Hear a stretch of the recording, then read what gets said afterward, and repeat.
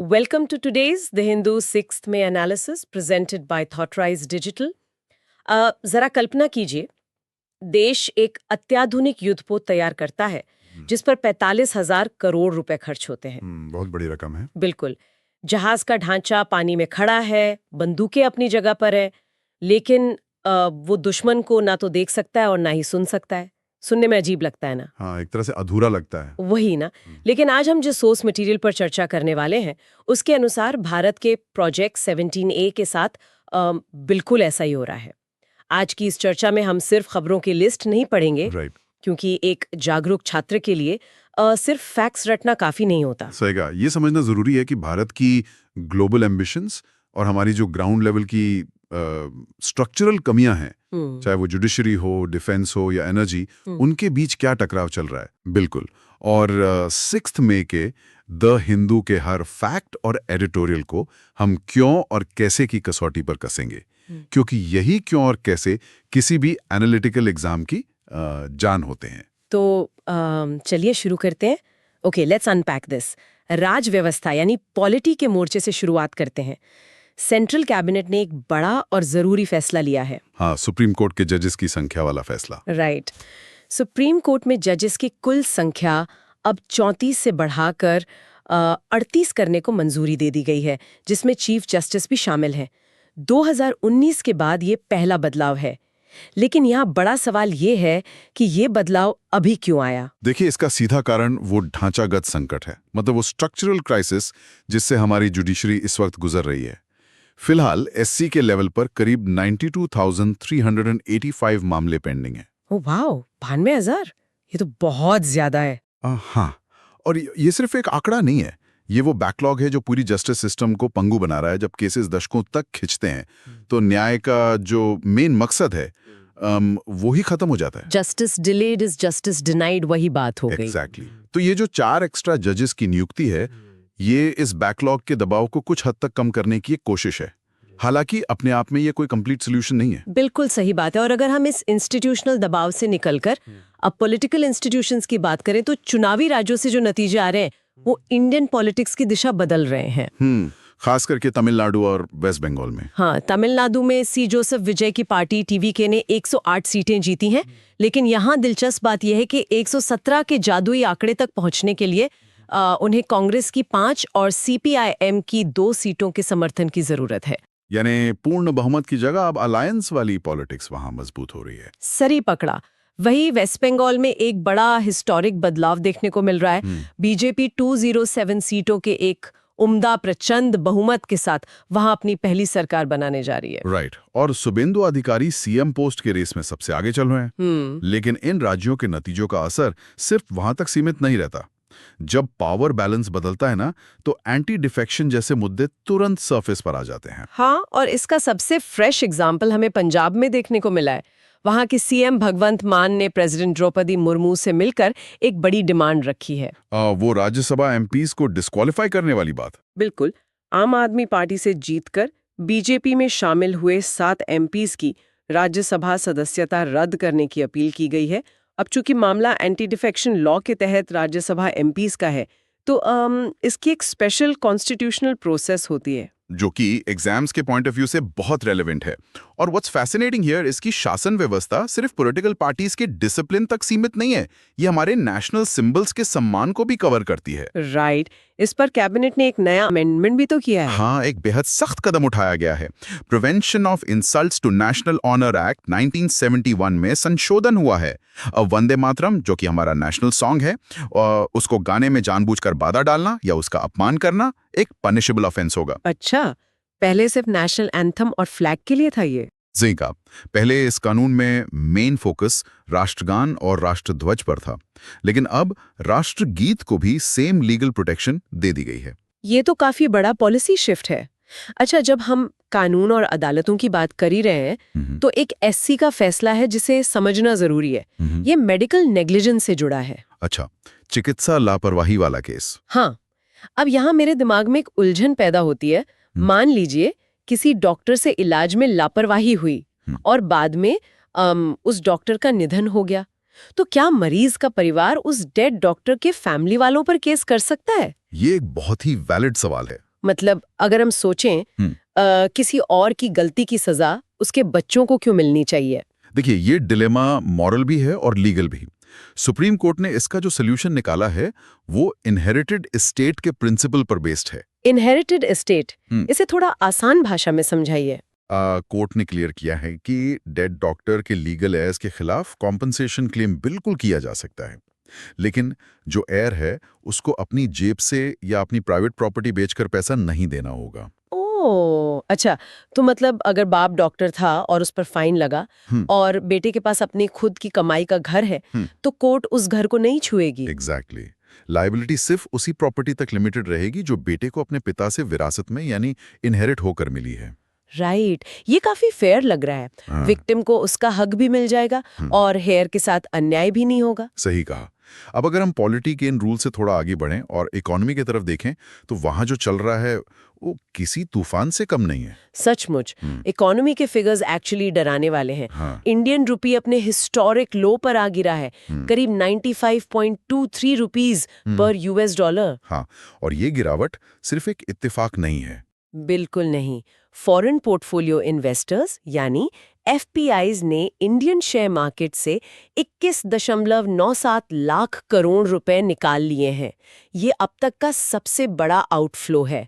Market से इतनी बड़ी मात्रा में फंड कैपिटल का बाहर जाना सच में खतरे की घंटी है। देखिए, if we connect this to the bigger picture तो हमें समझ आएगा कि पैसा इंडिया से इसलिए नहीं जा रहा क्योंकि हमारी इकोनॉमी में कोई इंटरनल खराबी है। तो फिर मेन रीजन क्या है? ये पैसा ग्लोबल अनसर्टेनिटी की वजह से जा रहा है, स्पेशली जो वेस्ट एशिया में कॉन्फ्लिक्ट चल रहा है ना। जब भी दुनिया में वॉर या टेंशन होती है, फॉरेन इन्वेस्टर्स रिस्क नहीं लेना चाहते। राइट, वो सेफ हेवंस की तरफ भागते हैं। एग्जैक्टली, वो इमर्जिंग मार्केट से पैसा निकालकर सबसे सेफ माने जाने वाले यूएस डॉलर में इन्वेस्ट कर देते हैं और बस इसी वजह से डॉलर स्ट्रांग हो रहा है और रुपी वीक हो रहा है। और जब ऐसे एक्सटर्नल शॉक्स लगते हैं तो सबसे ज्यादा नुकसान एमएसएमईज यानी छोटे उद्योगों को होता है। हाँ, वो सबसे ज्यादा वल्नरेबल होते हैं। वही ना। और इसी को काउंटर करने के लिए सरकार ने ECLGS यानी emergency credit line guarantee scheme के 5th वर्जन को मंजूरी दी है, जिसके लिए 18,100 करोड़ रुपए एलोकेट किए गए हैं। अब जो नए श्रोता सुन रहे हैं उनकी क्लैरिटी के लिए बता दूं, संकट के वक्त बैंक्स छोटे बिजनेसेस को लोन देने से डरते हैं कि कहीं डिफॉल्ट ना हो जाए। हाँ, तब सरकार बैंक्स को गारंटी देती है कि आप लोन दीजिए, अगर पैसे डूबे तो हम भरपाई करेंगे। सही कहा। और इस बार ये स्कीम खास तौर पर वेस्ट एशिया टेंशन से हिट हुए MSMEs और एयरलाइन कंपनीज के लिए लाया गया है। एक तरह से ये इकोनॉमी के लिए शॉक एब्जॉर्बर का काम करेगा। राइट, और एग्रीकल्चरल सेक्टर में भी एक प्रोटेक्टिव कदम उठाया गया है। 2026-27 के सीजन के लिए गन्ने का FRP यानी फेयर एंड रिम्यूनरेटिव प्राइस 10 रुपये बढ़ाकर 365 रुपये पर क्विंटल कर दिया गया है। ये वो मिनिमम प्राइस है जो शुगर मिल्स को किसानों को देना ही होता है ना? हाँ बिल्कुल। इस इकोनॉमिक प्रेशर वाले माहौल में किसानों के हाथ में डायरेक्ट कैश पहुंचाने का ये एक बहुत सॉलिड तरीका है। सही बात है।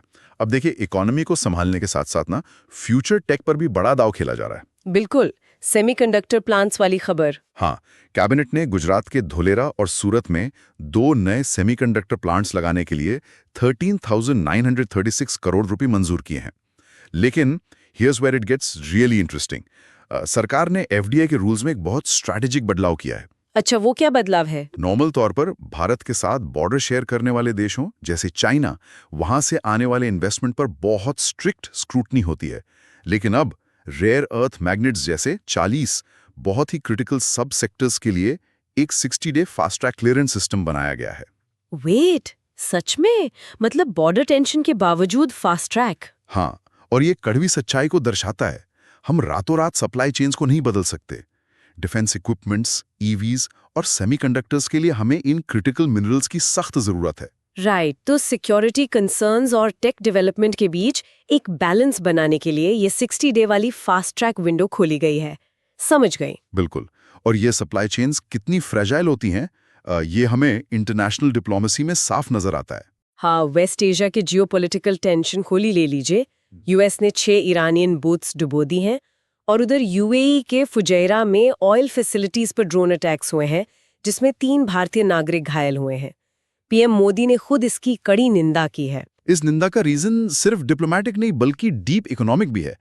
खाड़ी देशों में जब भी इंस्टेबिलिटी आती है ना, भारत को डबल नुकसान होता है। पहला तो ऑयल प्राइसेस का बढ़ना जो सीधा इन्फ्लेशन बढ़ाता है। सही कहा। और दूसरा, वहां रहने वाले हमारे डायस्पोरा पर संकट आता है। भारत को हर साल गल्फ कंट्रीज से $40 बिलियन से ज्यादा का रेमिटेंस मिलता है, जिसका आधा हिस्सा तो सिर्फ यूएई से आता है। वाह, 40 बिलियन! तो हमारी इकोनॉमी के लिए वहां शांति होना एक स्ट्रेटेजिक नेसेसिटी है। एग्जैक्टली। लेकिन डिप्लोमेसी के इस मोर्चे पर एक बहुत ही पॉजिटिव खबर भी है।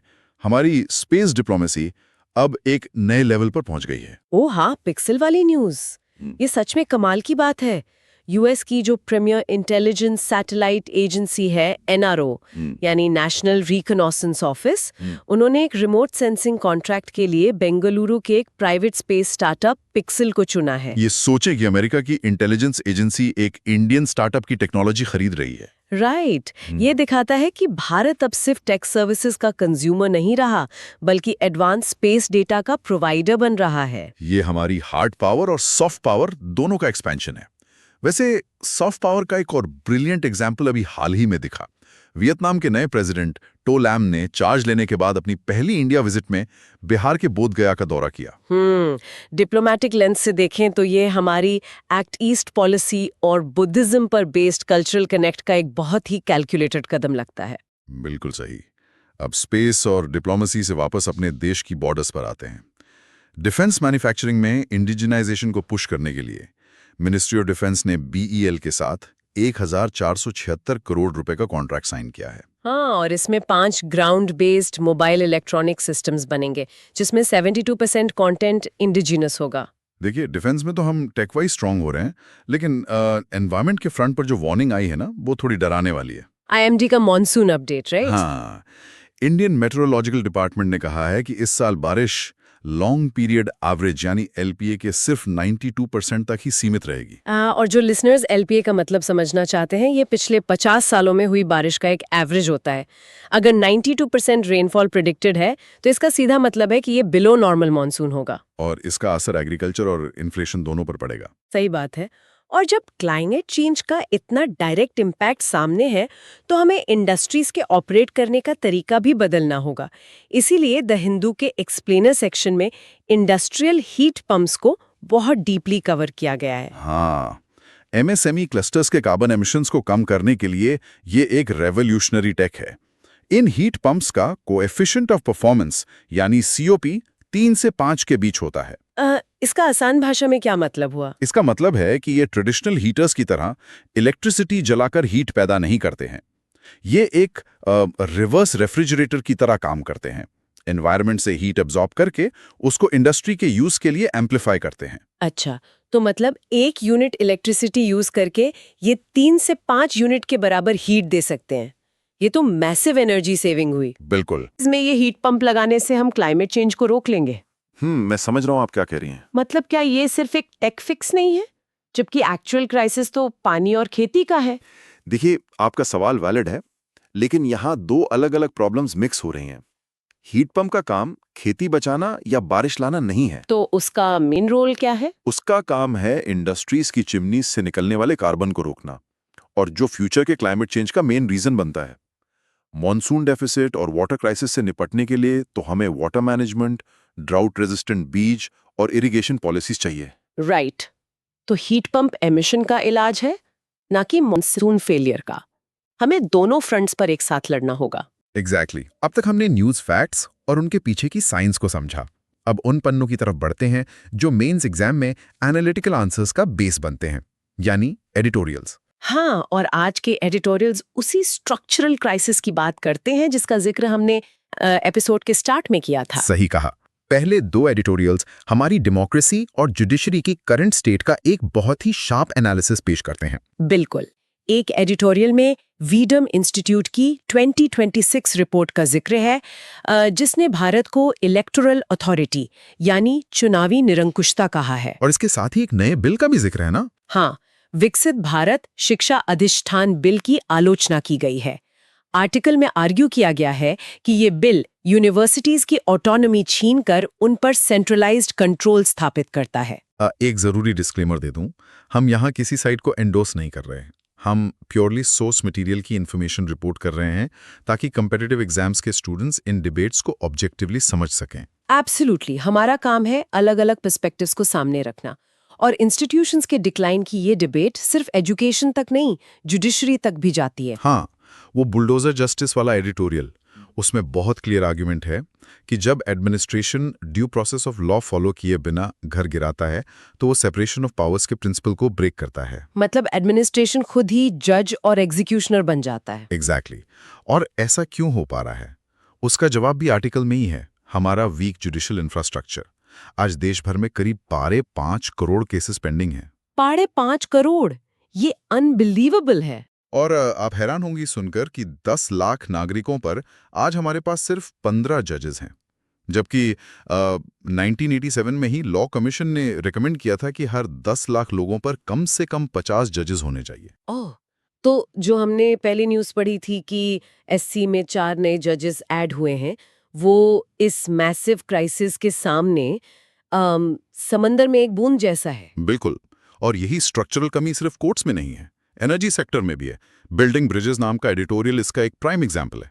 हाँ, भारत अपनी एनर्जी नीड्स के लिए सोलर पावर पर बहुत अग्रेसिवली पुश कर रहा है। 25 अप्रैल को इंडिया की पीक पावर डिमांड लगभग 256.1 गीगावाट्स थी। लेकिन कमाल की बात देखिए, उस दिन टोटल प्रोडक्शन में सोलर एनर्जी का शेयर सिर्फ 10.8% था। और ऐसा बिल्कुल नहीं है कि हम सोलर एनर्जी प्रोड्यूस नहीं कर रहे हैं। विडंबना यह है कि 2025 में हमें 2.3 टेरावाट आवर्स सोलर एनर्जी को मजबूरन वेस्ट या कर्टेल करना पड़ा। ऐसा क्यों? क्योंकि सूरज तो दिन में चमकता है, लेकिन पावर की पीक डिमांड शाम को होती है और हमारे पास उस एनर्जी को स्टोर करने के लिए बैटरी स्टोरेज ही नहीं है। ओह, मतलब हम क्लीन एनर्जी बना तो रहे हैं, लेकिन इंफ्रास्ट्रक्चर की कमी की वजह से उसको फेंकना पड़ रहा है। सही कहा।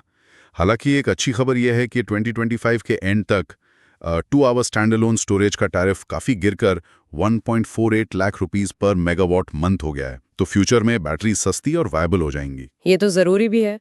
अब देखिए, this raises an important question. क्या हम टेक्नोलॉजी और इंफ्रास्ट्रक्चर में सच में आत्मनिर्भर हैं? एट सी नाम का एक और एडिटोरियल इसी पर एक रियलिटी चेक देता है। हाँ, जिस project 17A Nilgiri class frigate की हमने शुरुआत में बात की थी, सरकार कहती है कि बाय वैल्यू ये 75% इंडिजिनस है। लेकिन रियलिटी ये है कि वॉरशिप की आंख और कान यानी रेडार और सोनार आज भी हम इंपोर्ट कर रहे हैं। फॉरेन सप्लाई में डीले की वजह से हमारे पास जहाजों के स्टील हल्स तो खड़े हैं, पर सेंसर्स ना होने के कारण वो कॉम्बैट रेडी नहीं है। और आईआर या जियोपॉलिटिक्स में आप रियलिटी को इग्नोर नहीं कर सकते। हमारे आखिरी एडिटोरियल में ईरान वॉर के कारण शिया आइडेंटिटी पे पड़ने वाले इम्पैक्ट का बड़ा सटीक एनालिसिस है। हाँ, इसमें समझाया गया है कि ये कॉन्फ्लिक्ट वेस्ट एशिया का फ्यूचर डिसाइड करेगा। शिया कम्युनिटीज के पास बेसिकली 2 ही रास्ते बचते हैं। एक तो नेशनलाइजेशन, राइट? बिल्कुल, जिसमें इराक जैसे देशों के शिया अपनी नेशनल आइडेंटिटी को रिलीजन से ऊपर रखेंगे, और दूसरा ऑप्शन है करबला के नैरेटिव पर बेस्ड एक ट्रांसनेशनल रेडिकल कंसोलिडेशन, जिसमें नेशनल बॉर्डर्स मैटर नहीं करेंगे और एक क्रॉस बॉर्डर रेडिकल यूनिटी बनेगी। ये एक आइडियोलॉजिकल स्ट्रगल है जो पूरे गल्फ रीजन की पॉलिटिक्स को फ्लिप कर सकता है। आईआर और पॉलिटिकल साइंस के स्टूडेंट्स के लिए ये पर्सपेक्टिव बहुत काम आएगा। चलिए, अब इस डीप डिस्कशन के बाद कुछ क्विक फैक्चुअल स्निपेट्स कवर कर लेते हैं। हाँ, प्रीलिम्स के हिसाब से जरूरी है। इस साल के मैल्कम आदिशेषिया अवार्ड 2026 के लिए नोटेड इकोनॉमिस्ट प्रोफ राघव दास काया को चुना गया है। वहीं एलिजाबेथ आदिशेषिया अवार्ड कनिका महाजन को मिला है। और स्टेट्स की बात करें तो एमपी कैबिनेट का बड़ा स्टेप सामने आया है। सही, मध्य प्रदेश कैबिनेट ने इंफ्रास्ट्रक्चर के लिए लगभग 38,555 करोड़ रुपए मंजूर किए हैं। इसमें सबसे नोटेबल है दलहन आत्मनिर्भरता मिशन, जिसके लिए अकेले 22,442 करोड़ रुपए एलोकेट हुए हैं। दालों के इंपोर्ट पर डिपेंडेंस कम करना, फूड सिक्योरिटी और इन्फ्लेशन कंट्रोल दोनों के लिए क्रूशल है। और चलते चलते जुडिशरी की हिस्ट्री से जुड़ा एक इंटरेस्टिंग फैक्ट भी शेयर कर देते हैं। प्लीज। 1976 के एक लैंडमार्क एससी जजमेंट में लाइफ इम्प्रिजनमेंट यानी आजीवन कारावास को डिफाइन किया गया था, जो आज भी कई लोगों को कंफ्यूज करता है। कोर्ट ने क्लियर किया था कि लाइफ इम्प्रिजनमेंट का मतलब 14 या 20 साल बाद ऑटोमेटिक रिलीज नहीं होता। अच्छा, तो मतलब उसका लिटरल सेंस ही एप्लीकेबल होता है। बिल्कुल। इसका शाब्दिक अर्थ है पूरे जीवन के लिए कारावास। कैदी तभी पहले छूट सकता है जब सरकार खुद उसे रेमिशन दे, अपने आप पनिशमेंट खत्म नहीं होती। ये एक ऐसा लीगल कॉन्सेप्ट है जो हर एग्जाम एस्पिरेंट को पता होना चाहिए। तो आज के इस पूरे डीप डाइव का आखिर निचोड़ क्या निकलता है? एक अवेयर स्टूडेंट की तरह सोचें तो आज का भारत एक ऐसे चौराहे पर है जहां पैराडॉक्सेस ही हमारी सच्चाई हैं। सही कहा आपने।